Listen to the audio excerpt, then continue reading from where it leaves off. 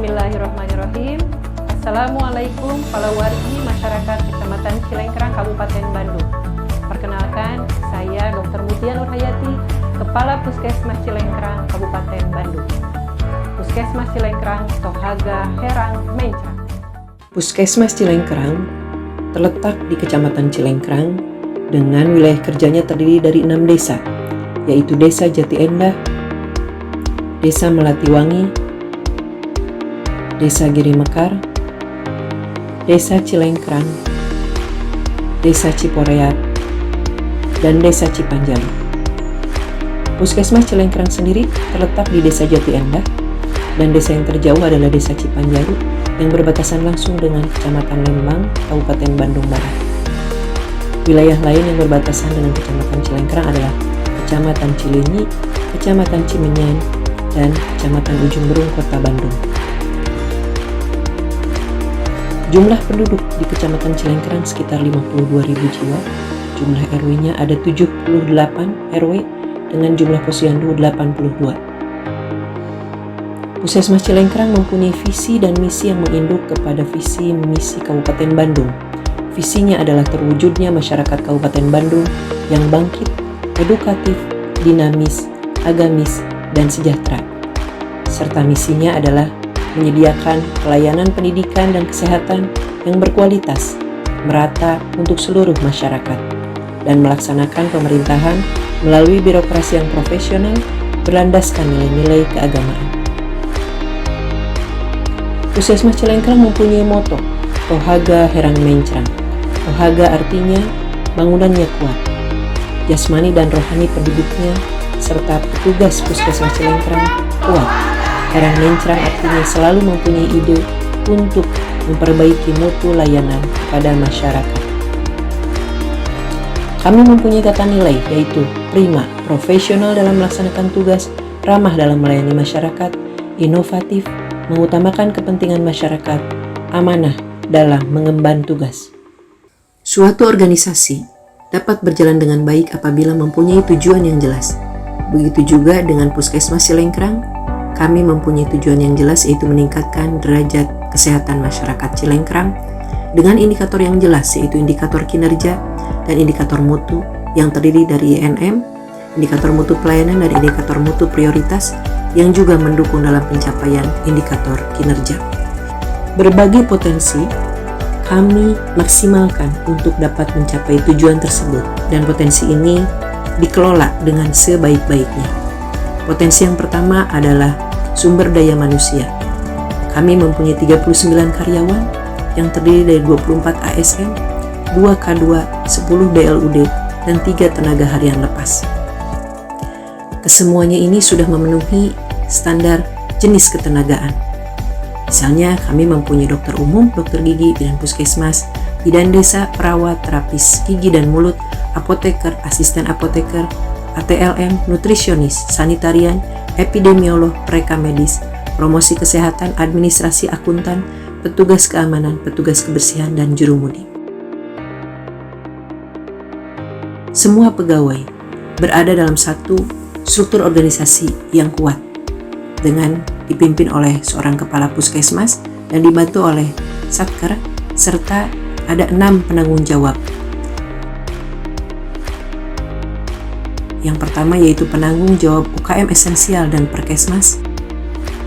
Yang kedua adalah penanggung jawab UKM pengembangan, penanggung jawab UKP kefarmasian dan laboratorium, penanggung jawab jaringan puskesmas dan jejaring puskesmas, penanggung jawab bangunan, prasarana dan peralatan puskesmas, dan penanggung jawab mutu. Semua SDM ini saling berkomunikasi dan berkoordinasi untuk dapat mencapai tujuan puskesmas. Dan saya merasa beruntung sekali menjadi seorang kepala puskesmas yang ditempatkan di Puskesmas Cilengkrang yang petugasnya, karyawannya sangat bisa seirama bergerak untuk mencapai tujuan dan saling membantu dan masing-masing mempunyai tugas yang jelas dan mengetahui tugasnya masing-masing. Dan kami selalu melaksanakan analisa jabatan, analisa beban kerja secara rutin 1 tahun sekali untuk mengetahui apakah jumlah petugas kami sudah memenuhi kebutuhan atau belum. Dan uraian tugas yang jelas ini menjadi dasar bagi kami untuk melakukan penilaian kinerja secara rutin terhadap semua petugas puskesmas. Dan ini ada dalam satu aplikasi yang disebut dengan Sasikap. Potensi yang selanjutnya adalah bangunan, prasarana, dan peralatan yang kami miliki. Puskesmas Cilengkrang mempunyai bangunan yang permanen dengan luas bangunan 350 meter persegi dan luas tanah 799 meter persegi. Kami mempunyai mobil puskel 1 buah serta 2 buah motor. Dan kami mempunyai berbagai peralatan baik alat kesehatan maupun alat non-kesehatan. Aplikasi Aspak yang nilai kami di atas 70. Potensi yang selanjutnya adalah manajemen keuangan. Kami mempunyai keuangan yang bersumber dari 3, yaitu BLUD, POK, dan DAK non-fisik. Kepesertaan JKN kami adalah sejumlah 29.370. Jumlah sekolah di wilayah kerja kami ada TK 43, 23 SD, 6 SMP, dan 4 SMA. Kami juga mempunyai jaringan pelayanan dan jejaring puskesmas, yaitu Poskesdes 4 buah, bidan desa 6 orang, klinik pertama 1, praktek mandiri bidan 10, praktek dokter umum 1, praktek dokter gigi 1. Kami juga mempunyai sistem informasi puskesmas atau disebut SIMPUS, juga sistem informasi pelaporan masing-masing program. Kesenjangan potensi disandingkan dengan harapan kebutuhan masyarakat yang diperoleh melalui SMD, MMD, asupan pelanggan, dan kesenjangan capaian indikator menjadi dasar bagi kami dalam membentuk rencana 5 tahunan, juga rencana tahunan. Dan kemudian kami menentukan pelayanan puskesmas yang terdiri dari UKM dan UKP. UKM esensial terdiri dari promosi kesehatan, kesehatan lingkungan, kesehatan keluarga, gizi, P2P, dan perkesmas. UKM pengembangan terdiri dari pelayanan kesehatan gigi masyarakat, pelayanan kesehatan tradisional, pelayanan kesehatan kerja, dan pelayanan kesehatan olahraga. UKP kefarmasian dan laboratorium terdiri dari pendaftaran dan reka medis, pelayanan gigi, pelayanan umum, pelayanan ISPA, pelayanan PB, pelayanan kesehatan ibu dan anak, pelayanan konseling terpadu, pelayanan persalinan, pelayanan laboratorium, dan pelayanan farmasi. Semua kegiatan ini kami lakukan pembahasan dari mulai perencanaan, pelaksanaan sampai monitoring evaluasi dalam kegiatan pralokmin, dan kemudian pralokmin dari masing-masing upaya ini dibawa ke lokakarya mini bulanan. Juga kami melakukan lokakarya mini tribulanan sebagai bentuk koordinasi kami dengan lintas sektor. Seluruh kegiatan puskesmas ini tidak dilakukan sendiri-sendiri. Pengawasan, pengendalian, dan penilaian kinerja kami lakukan secara rutin dengan berpatokan pada pencapaian indikator kinerja. Dilakukan pemantauan, supervisi, monitoring, dan evaluasi yang kami bahas dalam kegiatan pralokmin, plokmin, dan lokakarya tribulanan. Monef ini kami lakukan terus-menerus untuk mengetahui apakah kami sudah mencapai indikator kinerja yang sudah ditentukan.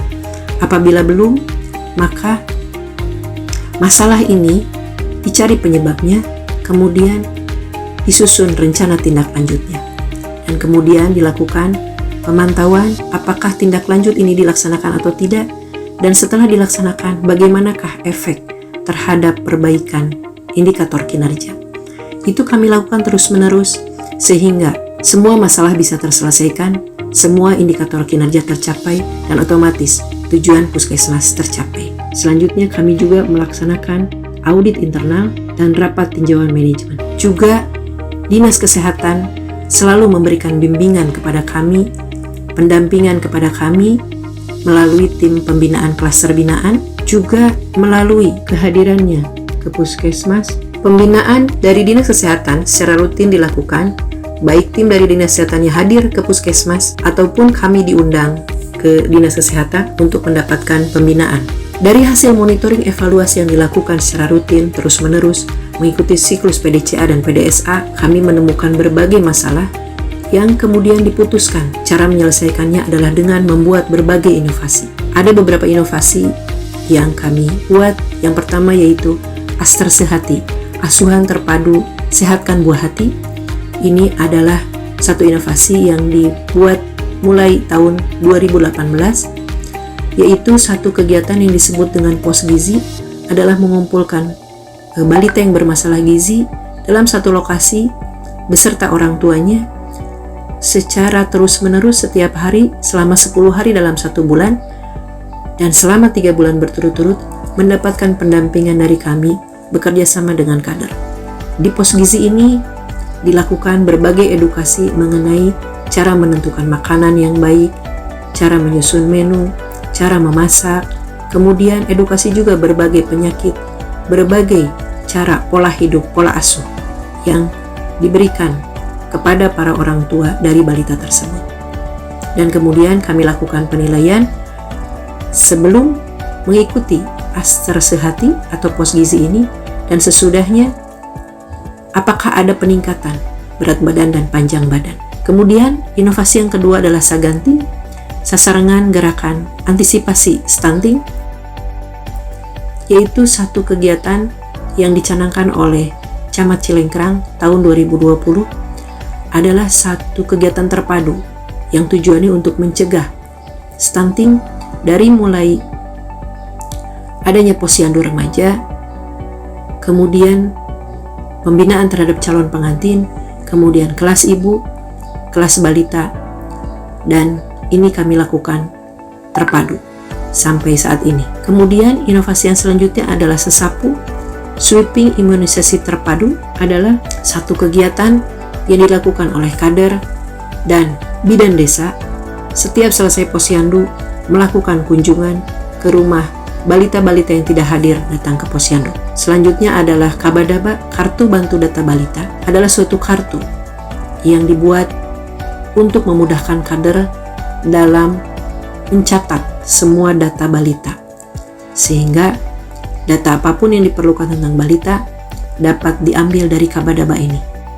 Inovasi lainnya adalah Gagas Pintar, ganti gaya hidup sehat untuk mencegah penyakit tidak menular.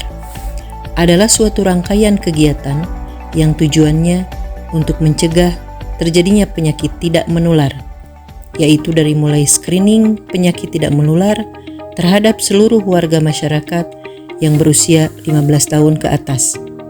Juga kami melakukan pengobatan secara rutin untuk penderita hipertensi dan diabetes mellitus.